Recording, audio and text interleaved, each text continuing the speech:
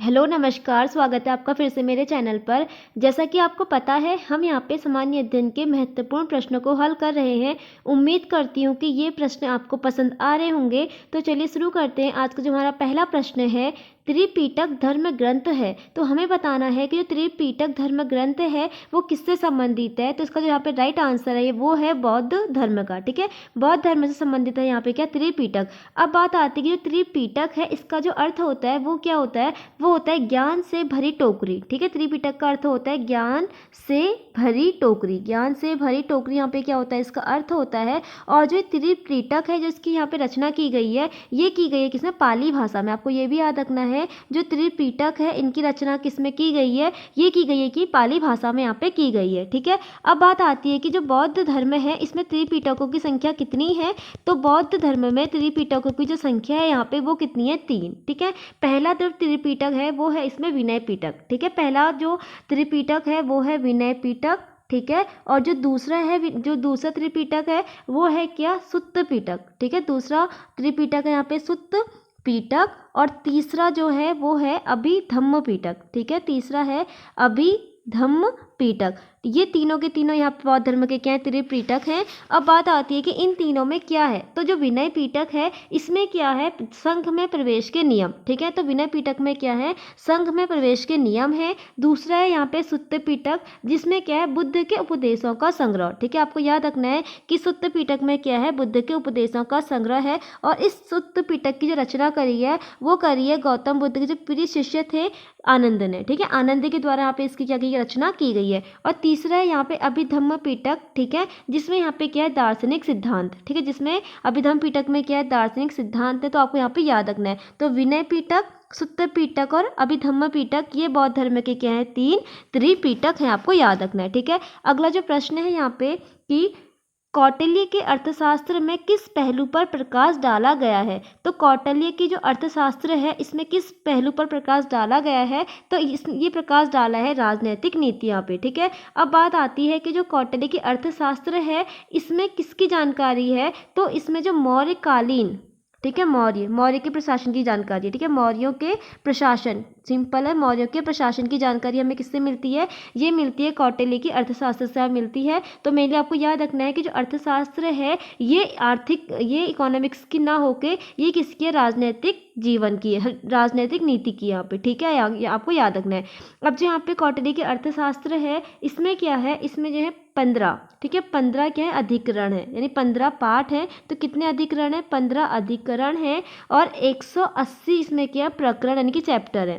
ठीक है, 180 यहाँ पे क्या है, प्रकरण यानी कि चैप्टर है। आपको याद रखना है। तो यहाँ पाठ कितने हैं, 15 और 180 इसमें क्या है, चैप्टर है। ये भी आपको याद रखना है। ठीक है, अगला प्रश्न है यहाँ पे कि रबातक अभिलेख संबंधित है। तो जो रबातक अभिलेख है ये किससे संबंधित है, तो ये संबंधित है किससे, कनिष्क से। ठीक है, रबातक अभिलेख किससे संबंधित है, ये संबंधित है कनिष्क से। और जो कनिष्क है ये किस वंश का था, तो कनिष्क था कुषाण वंश का। तो आपको ये भी याद रखना है, कनिष्क किस वंश का था, ये था कुषाण वंश का। यहाँ पे क्या था, कनिष्क का संबंध था। ठीक है, अब जो यहाँ पे कनिष्क है, कनिष्क ने क्या किया था, 78 ईस्वी में। ठीक है, इसने क्या किया था, राज्याभिषेक किया था। इसी के उपलक्ष्य में इसने क्या चलाया था, एक संवत चलाया था। ठीक है, इसने क्या चलाया था, एक संवत चलाया था, जिसका शकों ने सर्वाधिक क्या किया था, उपयोग किया था, जिसके कारण इसका जो नाम पड़ गया था वो पड़ गया था शक संवत। ठीक है, तो शक संवत चलाया किसने था, नाम से आपको लग रहा होगा कि शकों ने चलाया था, नहीं, शकों ने इसका सर्वाधिक क्या किया था, उपयोग किया था। लेकिन चलाया किसने था, इसको चलाया था इसने कनिष्क ने, अपने राज्याभिषेक के उपलक्ष्य में इसको यहाँ पे चलाया था। ठीक है, लेकिन शकों ने इसका अधिकतर क्या कि सर्वाधिक उपयोग किया, जिससे क्या उन्हीं के उसके कारण उन पे क्या पड़ गया, इसका नाम शक संवत यहाँ पे पड़ गया था। ठीक है, और बात आती है कि जो यहाँ पे कनिष्क है, कनिष्क के काल में और क्या क्या हुआ था। तो कनिष्क के काल में सबसे इंपॉर्टेंट है यहाँ पे क्या, चौथी बौद्ध संगीति। ठीक है, तो चौथी जो बौद्ध संगीति हुई थी वो कनिष्क के काल में ही हुई थी। तो आपको याद रखना है कि जो चौथी बौद्ध संगीति हुई थी वो किसके समय पर हुई थी, वो कनिष्क के काल में हुई थी। और कहाँ हुई थी, ये हुई थी कश्मीर के कुंडलवन में। ठीक है, कहाँ हुई थी, कश्मीर के कुंडल वन में यहाँ पे क्या हुई थी, चौथी बौद्ध संगीति हुई थी।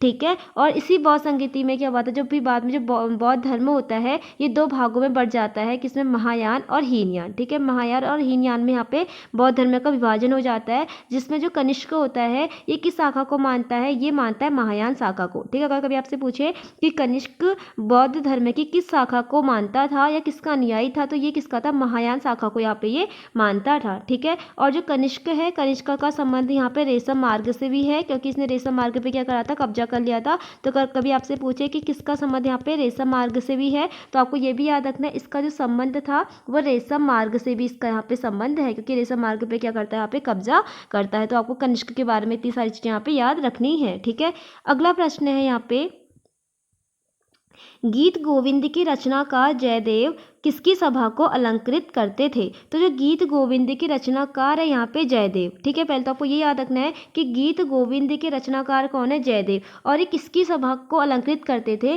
तो ये करते थे लक्ष्मण सेन की सभा को अलंकृत करते थे। यानी कि जो जयदेव थे ये किसकी सभा में थे, यानी किसके वंश, किसके शासन में थे, तो ये थे यहाँ पे लक्ष्मण सेन के दरबार में यहाँ पे थे। ठीक है, अब जो लक्ष्मण सेन है ये किस वंश का था, तो ये था यहाँ पे सेन वंश का। ठीक है, ये भी याद रखना है आपको, ये क्या था, सेन वंश का। यहाँ पे लक्ष्मण सेन का संबंध यहाँ पे सेन वंश से है। ठीक है, अब जो लक्ष्मण सेन है इसने क्या किया था, एक नया संवत चलाया था। ठीक है, एक नया संवत चलाने का इसने क्या किया था, इसको यश प्राप्त है। तो एक नया संवत चलाने का जो यश प्राप्त है वो भी किसको, यहाँ पे लक्ष्मण सेन को है। अब बात आती है कि जो सेन वंश है, सबसे इंपॉर्टेंट यहाँ पे सेन वंश की एक ही बात आपको याद रखनी है कि जो सेन वंश है ये एक ऐसा पहला राजवंश था जिसने अपना जो अभिलेख था ना वो हिंदी भाषा में यहाँ पे क्या उत्कीर्ण करवाए थे। ठीक है, आपको याद रखना है कि एकमात्र ऐसा राजवंश जिसने अपने जो अभिलेख थे वो हिंदी भाषा में उत्कीर्ण करवाए थे, वो कौन था, यहाँ पे सेन वंश था। ठीक है, इसी सेन वंश में कौन है, यहाँ पे लक्ष्मण सेन है, जिसके दरबार में जयदेव रहते थे,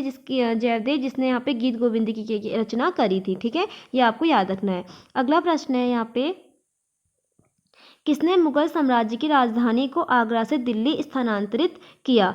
तो किसने मुगल साम्राज्य की राजधानी को आगरा से दिल्ली स्थानांतरित की, तो इसका जो राइट आंसर है यहाँ पे वो है शाहजहां। ठीक है, शाहजहां ने यहाँ पे जो राजधानी थी, इसने यहाँ पे राजधानी को आगरा से कहाँ स्थानांतरित किया था, दिल्ली से यहाँ पे स्थानांतरित किया था। ठीक है, अब बात आती है यहाँ पे शाहजहां। ठीक है, जो शाहजहां है, इस शाहजहां के काल को क्या कहा जाता है, स्थापत्य कला का काल कहा जाता है। तो आपको याद रखना है स्थापत्य कला का जो स्वर्ण काल है, स्थापत्य कला का स्वर्ण काल किसके काल को कहा जाता है, तो ये शाहजहां के काल को ही कहा जाता है। ठीक है, इसी के काल में इसने क्या क्या किया था। ठीक है, इसने दिल्ली का लाल किला, किस चीज़ का निर्माण किया था, तो दिल्ली में लाल किले का निर्माण भी, दिल्ली में लाल किला, तो दिल्ली के लाल किले का निर्माण भी इसने किया था। दिल्ली की जामा मस्जिद भी इसी ने बनवाई थी। आगरा का ताजमहल, आगरा के लाल किले में मोती मस्जिद का निर्माण भी इसी ने किया था। तो आपको याद रखना है शाहजहां के काल को स्थापत्य कला का स्वर्ण काल कहा जाता है। इसके समय में क्या हुआ था, इसने बहुत सी चीज़ों का निर्माण किया था, जैसे दिल्ली का लाल किला, दिल्ली की जामा मस्जिद, आगरा का ताजमहल, आगरा के लाल किले में मोती मस्जिद, इसका यहाँ पे क्या किया था, इसे निर्माण किया था। और जो शाहजहां था इसके बचपन का नाम क्या था, खुर्रम। ठीक है, ये भी आपको याद रखना है, इसके बचपन का नाम क्या था, खुर्रम इसके बचपन का नाम था। ठीक है, अगला प्रश्न है यहाँ पे कि इनमें से किस चट्टान को प्राथमिक चट्टान कहा जाता है। तो किस चट्टान को प्राथमिक चट्टान कहा जाता है, यानी प्रारंभिक चट्टान कहा जाता है, तो ये कहा जाता है किसको, आग्नेय चट्टान को। ठीक है, आग्नेय चट्टान को क्या कहा जाता है, यहाँ पे प्रारंभिक चट्टान कहा जाता है। जब क्या होता है कि हमारी पृथ्वी की आंतरिक जो पृथ्वी का जो आंतरिक भूभाग है, यानी कि क्रस्ट है, ये मेंटल और ये कोर, यानी कि जब क्या होता है कि इस भाग से यहाँ पे मैग्मा बाहर निकल के आता है तो ठंडा हो गया, जब ये ठंडा होता है तो ये विभिन्न प्रकार की चट्टानों का क्या करता है, निर्माण करता है। तो उसी से जो पहली चट्टान यहाँ बनती है वो बनती है कौन सी, आग्नेय चट्टान यहाँ पे बनती है। ठीक है, और इसकी एग्जाम्पल आपको याद रखना है कि आग्नेय चट्टान के जो एग्जाम्पल है, एक है इसमें ग्रेनाइट, आप बहुत बार एग्जाम पूछा गया है, तो ग्रेनाइट किसका एग्जाम्पल है, तो आग्नेय चट्टान का। तो ग्रेनाइट और बेसाल्ट ये दोनों किस चट्टान के उदाहरण है, तो ये दोनों उदाहरण है यहाँ पे आग्नेय चट्टान के। तो आपको याद रखना है ग्रेनाइट और बेसाल्ट ये दोनों किसके एग्जाम्पल है, यहाँ पे आग्नेय चट्टान के यहाँ पे उदाहरण है, आपको याद रखना है। ठीक है, अगला प्रश्न है यहाँ पे हमारा कि क्रेटर तथा कार्डेरा स्थलाकृतियाँ निम्नलिखित में से किससे संबंधित हैं? तो क्रेटर और जो कार्डेरा स्थल आकृतियाँ होती हैं, प्रकार के गड्ढे होते हैं, ये किसके द्वारा बनते हैं? तो ये बनते हैं ज्वालामुखी क्रिया के समय। ठीक है, ज्वालामुखी क्रिया के समय यहाँ पे क्रेटर और कार्डेरा जो स्थलाकृतियाँ होती हैं, इनका निर्माण यहाँ पे होता है। ठीक है, अगला प्रश्न है यहाँ पे कि जेट धाराएं किस मंडल में पाई जाती हैं? जो जेट धाराएं हैं ये पाई जाती हैं किसमें? क्षोभ मंडल में। ठीक है, क्षोभ मंडल में यहाँ पे जेट धाराएं पाई जाती हैं। तो क्षोभ मंडल में जितनी भी हमारी मौसम संबंधी घटनाएं हैं, जितनी भी हमारी क्या मौसम संबंधी क्या होती हैं, घटनाएं होती हैं, वो सारी की सारी कहाँ होती हैं? क्षोभ मंडल में होती हैं। जैसे वर्षा और ओलावृष्टि, जेट धाराएं, जितनी भी चीज़ें मौसम संबंधी हैं, ठीक है, ये सारी की सारी कहाँ होती है? क्षोभ मंडल में यहाँ पे होती हैं। अब क्षोभ मंडल में आपको एक इंपॉर्टेंट चीज़ याद रखनी है कि जो क्षोभ मंडल की जो लंबाई है, ठीक है, वो जो भूमध्य रेखा पे है वो कितनी होती है? वो होती है 18 किलोमीटर। ठीक है, तो भूमध्य रेखा पर जिसकी लंबाई है वो कितनी है? 18 किलोमीटर है। और अगर वहीं पर हम इसकी बात करें ध्रुवों पर, तो ध्रुवों पर इसकी लंबाई है वो कितनी है? 8 किलोमीटर। ठीक है, भूमध्य रेखा पे कितनी है? 18। ठीक है, और ध्रुवों पर कितनी है? इसकी है 8 किलोमीटर। आपको यहाँ पे याद रखना है। ठीक है, अगला प्रश्न है यहाँ पे, निम्नलिखित मेघों में से कौन सा वर्षाधारी मेघ है? तो निम्नलिखित मेघों में से कौन सा वर्षाधारी मेघ है? तो इसका राइट आंसर है यहाँ पे वर्षा मेघ। ठीक है, वर्षा मेघ यहाँ पे क्या है? वर्षाधारी मेघ है। अगला प्रश्न है यहाँ पे कि यू आकार की घाटी कहाँ पाई जाती है? तो जो यू आकार की घाटी पाई जाती है, ये पाई जाती है कहाँ? हिमानी क्षेत्रों में। ठीक है, यू आकार की घाटी कहाँ पाई जाती है? ये पाई जाती है हिमानी क्षेत्रों में, बर्फ वाले क्षेत्रों में ये पाई जाती है। अगला प्रश्न है यहाँ पे कि भारतीय संविधान के किस अनुच्छेद में भाषण एवं अभिव्यक्ति की स्वतंत्रता के मूल अधिकार का प्रावधान है? ठीक है, तो भाषण एवं अभिव्यक्ति की स्वतंत्रता का मूल अधिकार का जो प्रावधान है ये किस अनुच्छेद में है? तो ये है अनुच्छेद 19 में। ठीक है, अनुच्छेद 19 में क्या है? भाषण एवं अभिव्यक्ति 19 के 1 में, ये भी याद रखना है, 19 में तो है लेकिन 19 के 1 में यहाँ पे भाषण एवं अभिव्यक्ति की स्वतंत्रता का यहाँ पे अधिकार है। अगर हम बात करें यहाँ पे मूल अधिकारों की, तो जो हमने मूल अधिकारों की यहाँ पे जो अवधारणा ली है, ये हमने कहाँ से ली है? ये हमने ली है अमेरिका से। तो अगर अभी कब से पूछे कि मूल अधिकारों की जो हमने अवधारणा ली है ये कहाँ से ली है, तो ये हमने कहाँ से ली है? ये हमने अमेरिका से ली है। और जो मूल अधिकार है हमारे, ये हमारे भाग 3 में, ठीक है, भाग 3 में अनुच्छेद 12 से लेके अनुच्छेद 35 तक इसका क्या मिलता है? हमारे संविधान में इसका वर्णन मिलता है। तो भाग 3 में अनुच्छेद 12 से लेके 35 तक हमारे संविधान में यहाँ पे मूल अधिकारों को क्या मिलता है? वर्णन मिलता है। ठीक है, ये भी आपको यहाँ पे याद रखना है।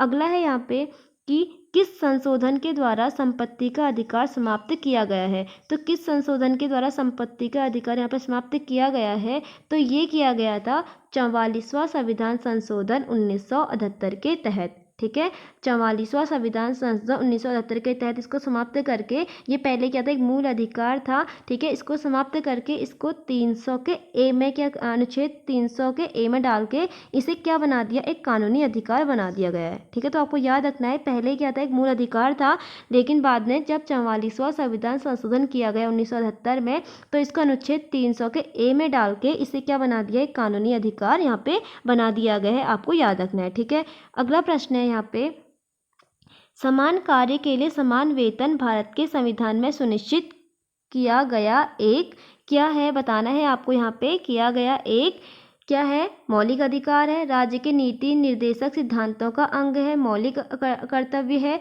आर्थिक अधिकार है। तो यहाँ पे जो समान कार्य के लिए समान वेतन है, ये भारत के संविधान में क्या है? राज्य के नीति निर्देशक सिद्धांतों का क्या है? एक अंग है। ठीक है, और जिसकी व्याख्या मिलती है हमें, ये मिलती है अनुच्छेद 39 के डी में। तो ये भी याद रखना है, समान कार्य के लिए समान वेतन हमारे अनुच्छेद, ये नीति निर्देशक तत्वों के अंतर्गत आता है, जो 39 के डी में है। और जो नीति निर्देशक सिद्धांत है ये हमारे भाग 4 में। ठीक है, किसमें? भाग 4 में। भाग 4 में इसका यहाँ पे क्या मिलता है? वर्णन मिलता है। और अनुच्छेद 39 के डी में यहाँ पे समान कार्य के लिए समान वेतन की बात की गई है। ठीक है, अगला प्रश्न है यहाँ पे, अगला प्रश्न है कि भारत के राष्ट्रपति के उम्मीदवार के प्रस्ताव का अनुसमर्थन करने के लिए कम से कम कितने प्रस्तावक होने चाहिए?